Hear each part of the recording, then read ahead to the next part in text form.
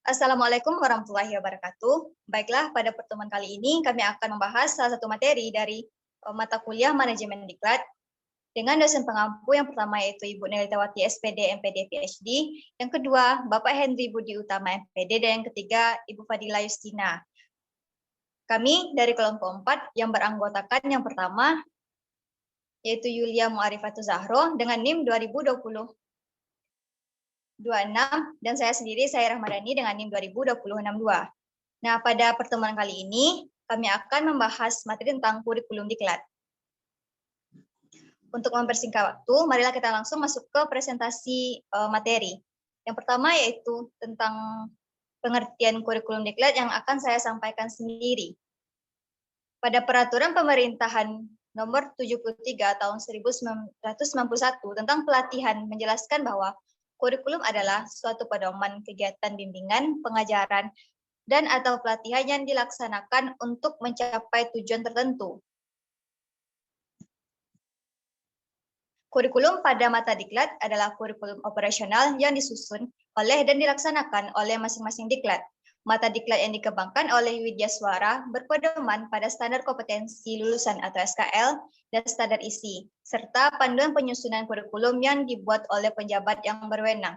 Jadi, dapat disimpulkan bahwa kurikulum merupakan pedoman bagi para pengajar atau instruktur untuk melaksanakan pembelajaran bagi peserta pelatihan.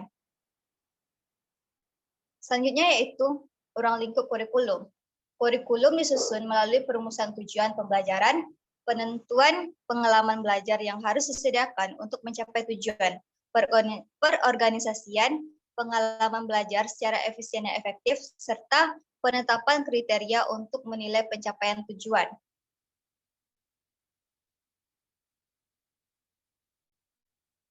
Sehubungan dengan itu, para penyelenggara pelaksana pelatihan, termasuk tutor, pelatih, atau widyaswara, perlu memahami dan memiliki kemampuan untuk merancang kurikulum pelatihan.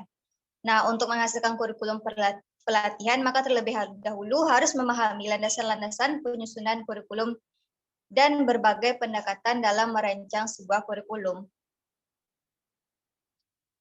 Materi selanjutnya yaitu tentang paradigma penyusunan kurikulum diklat.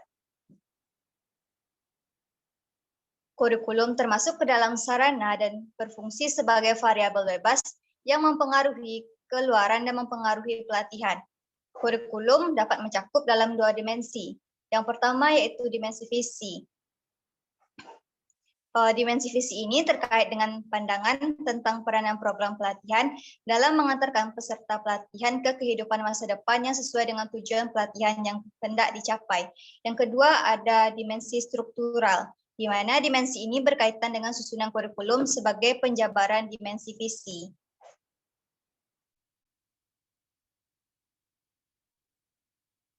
Selanjutnya kita masuk ke materi dasar-dasar penyusunan kurikulum diklat. Nah, dalam penyusunan kurikulum diklat, ada beberapa dasar-dasar yang perlu diperhatikan. Yang pertama yaitu dasar filosofi negara dan bangsa, yaitu dimaksudkan untuk menjelaskan pandangan sistematis dan menyeluruh mengenai alam semesta dan kedudukan manusia di dalamnya.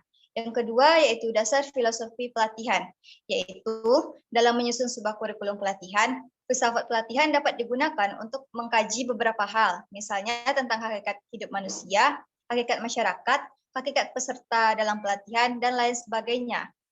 Yang ketiga ada dasar sosiologis, yaitu merupakan dasar untuk memahami keadaan masyarakat di mana calon peserta pelatihan berasal atau masyarakat yang menjadi sasaran pelayanan pelatihan.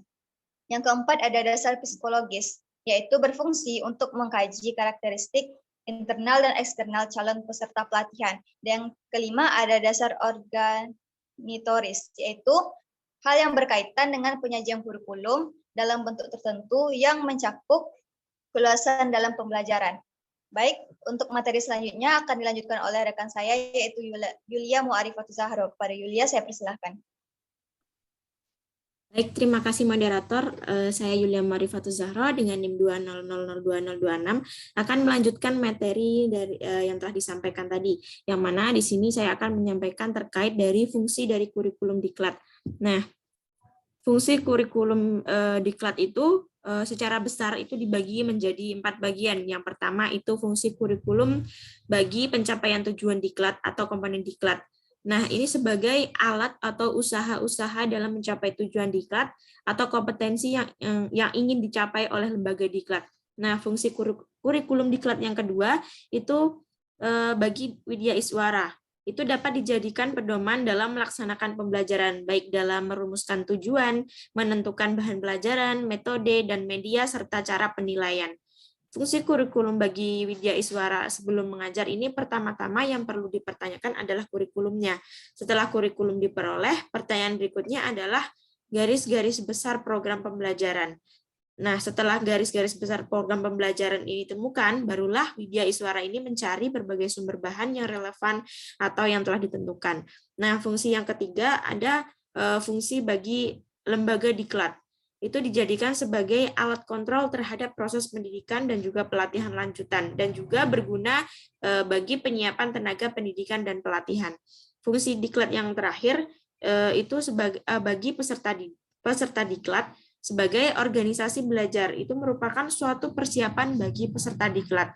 Nah, peserta diklat ini diharapkan mendapat sejumlah pengalaman belajar baru yang kemudian hari diharapkan dapat dikembangkan seirama dengan perkembangan mereka, agar dapat memenuhi bekal dan dalam melaksanakan tugas dan jabatan yang diembannya. Kemudian materi yang selanjutnya itu terkait pendekatan, penyusunan, dan pengembangan kurikulum diklat. Nah, adapun pendekatan yang dapat digunakan dalam penyusunan dan pengembangan kurikulum pelatihan ini, yang pertama itu terdapat pengembangan kurikulum pelatihan yang menggunakan pendekatan liberal. Nah, pendekatan ini itu menitik beratkan pada manusia sebagai figur sentral yang memiliki nilai-nilai dasar seperti keterbukaan, kebebasan, dan tujuan luhur yang menjadi bagian dari sifat-sifat asasi kemanusiaan. Nah, pendekatan ini itu cenderung bersifat elitis, kurang berorientasi pada praktek, dan juga biaya pelatihan itu terlalu mahal sehingga tidak sebanding dengan manfaat yang diperoleh, dan lebih menekankan kepada pembelajaran individual. Yang kedua, terdapat penyusunan kurikulum pelatihan dengan menggunakan pendekatan bekal untuk kehidupan. Nah, dalam pendekatan ini, itu lebih menekankan kurikulum pelatihan yang mengandung 4 komponen. Nah, 4 komponen itu yang pertama ada tujuan yang akan dicapai, yang kedua pengalaman belajar dalam mencapai tujuan tersebut, yang ketiga pengorganisasian pengalaman belajar, dan yang keempat ada penilaian hasil belajar. Nah, pendekatan penyusunan yang ketiga itu terdapat penyusunan kurikulum pelatihan dengan menggunakan pendekatan pengembangan masyarakat. Nah, kurikulum yang disusun berdasarkan pendekatan pengembangan masyarakat ini merupakan wujud keharusan bagi pelatihan untuk menghasilkan lulusan pelatihan yang mana menyadari dan juga memerankan tanggung jawab sosialnya. Kemudian, materi yang terakhir di sini yaitu membahas tentang perencanaan kurikulum diklat. Nah, untuk merancang suatu kurikulum dan menyajikannya dalam suatu sajian tertentu, maka itu ada langkah-langkahnya. Yang pertama itu terdapat perumusan tujuan. Di dalam merumuskan tujuan, itu perlu diterapkan atau diperhatikan apa yang ingin didapat oleh peserta itu sesuai proses. Dalam perumusan tujuan, perlu diingat sekali bahwa bahasanya tujuan itu adalah pada diri peserta diklat. Tujuan berupa hasil belajar perilaku tertentu, yang mana biasanya dinyatakan dengan kata kerja tertentu, ataupun objek tertentu, yaitu berupa materi. Yang kedua, terdapat perumusan materi. Nah, dalam menyusun materi, perlu diperhatikan 2 hal. Yang pertama ada skop dan juga sekuensinya.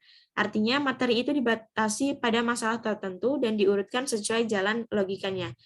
Yang ketiga, terdapat perumusan metode dan juga strategi. Metode atau strategi yang dipilih itu dirincikan.